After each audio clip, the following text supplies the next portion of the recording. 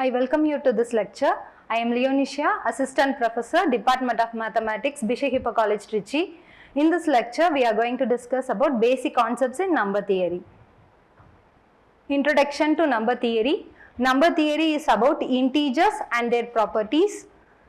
Here we start with basic concepts like divisibility, greatest common divisors, least common multiples, and relevant algorithms.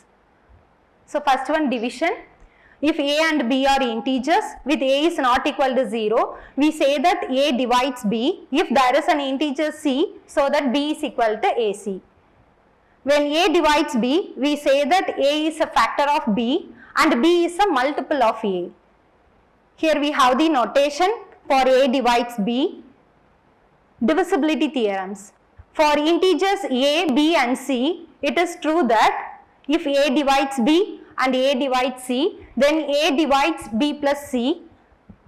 For example, 3 divides 6 and 3 divides 9, then 3 divides 6 plus 9. So that is 3 divides 15. So next theorem, if A divides B, then A divides BC. For all integers C, for example, 5 divides 10, then 5 divides all the multiples of 10s. So that is 5 divides 20, 5 divides 30, 5 divides 40, etc.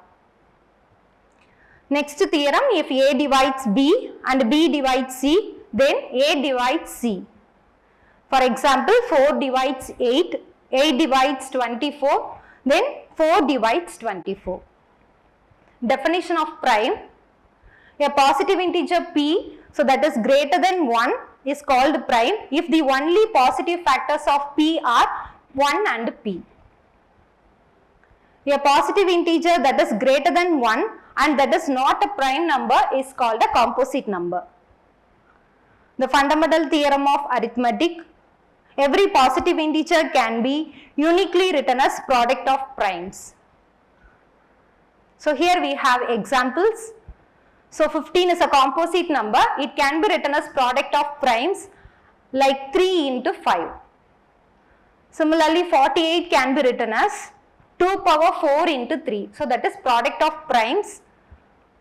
17 is already, it is a prime number. 100 is a composite number. So we can write 100 as 2 into 2 into 5 into 5. So that is 2 square into 5 square, product of primes. And 512 can be written as 2 power 9. 515 can be written as 5 into 103. 28 can be written as 2 into 2 into 7. So next, division algorithm. Let A be an integer, D is a positive integer, then there are unique integers Q and R with 0 less than or equal to R less than D, such that A is equal to QD plus R. In the above equation, D is the divisor, A is the dividend, Q is the quotient and R is the remainder. So using division algorithm, we can divide any two integers with a quotient and a remainder. So here we have examples. When we divide 7 by 5, we get quotient 3 and the remainder 2. So here 17 is the dividend, 5 is the divisor, 3 is the quotient and 2 is the remainder. And here we have another example. Here we are going to divide a negative number. So that is, we are going to divide minus 11 by 3.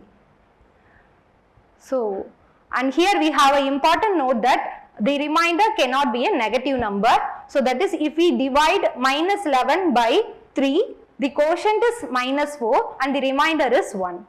So that is, here minus 11 is the dividend, 3 is the divisor, 4 is the quotient, minus 4 is the quotient and 1 is the remainder.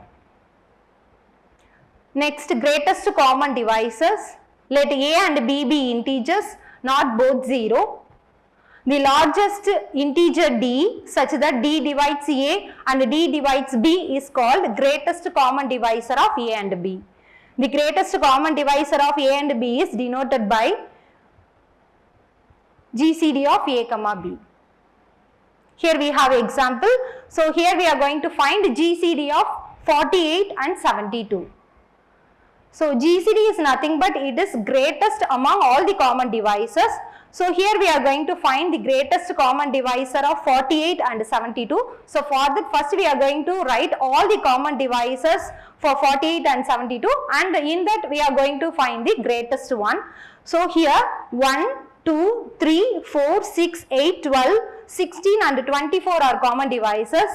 Among this 24 is the greatest. So 24 is the greatest common divisor of 48 and 72. And GCD of 19 and 72 is 1 because there is no common divisor except 1 for 19 and 72. So here the greatest common divisor is 1. So here we are going to write greatest common divisor GCD by using the unique factorization theorem.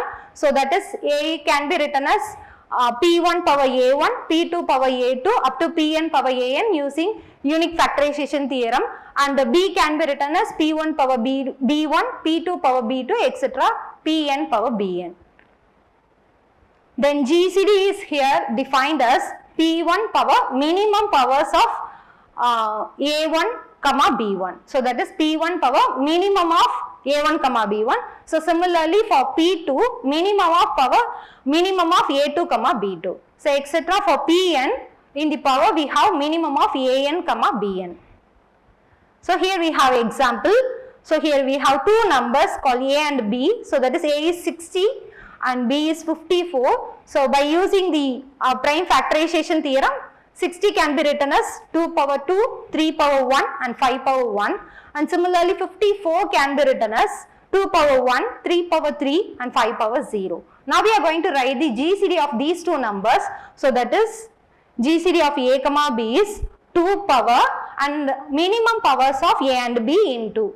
So that is minimum of 2 comma 1 it is 1, and similarly for 3 minimum of 1 comma 3 is 1, and for 5 minimum of 1 comma 0 is 0. So here GCD is 2 power 1, 3 power 1, 5 power 0. So that is 6. So here we have the definition of relatively prime numbers. So two integers A and B are called relatively prime if GCD of A comma B is equal to 1. So here we have some examples. Are 15 and 28 are relatively prime.